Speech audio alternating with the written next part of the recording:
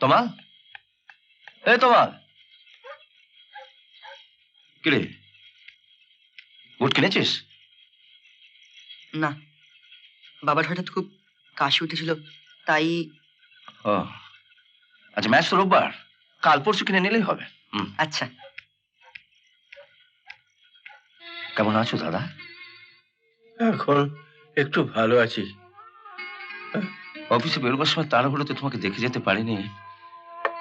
অফিসে পৌঁছে এত খারাপ লাগছিল যে। দেখে যেতে পারোনি ঠিক কথা, কিন্তু আসল কাজটা তো ঠিক করে দিয়ে গিয়েছিলে। আসল কাজ? হ্যাঁ, যদি সময় মতো তমালকে দিয়ে নন্দ ডাক্তারকে না পাঠিয়ে দিতে। নন্দ ডাক্তারকে আমি পাঠিয়েছি?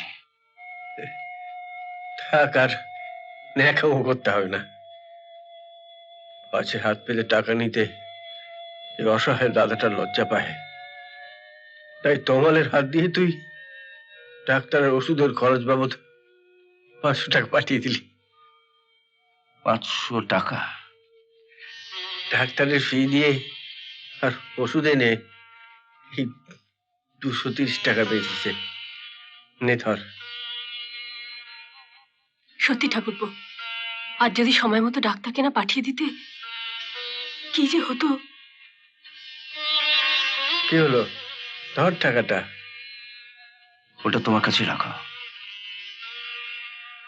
তোর কাছে কত নেব বলতো? 2 বছর হলো বউ ছেলে নিয়ে তোর ঘাড়ে চেপে বসে আছি, তারপর আবার এই অসুখ বিসুখ। আর ভালো লাগে না রে। এতে যদি। দাদা, এইভাবে যদি কথা বলো তোমার ঘরে কিন্তু আমি আসবো না।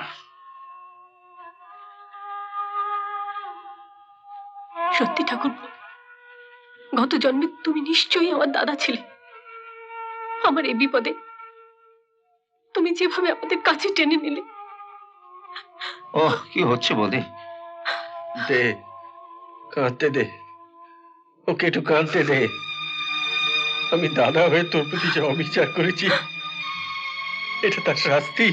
ও দাদা, তুমি একটু থামবে? তুমি দাঁড়িয়ে রইলে কেন? বসো।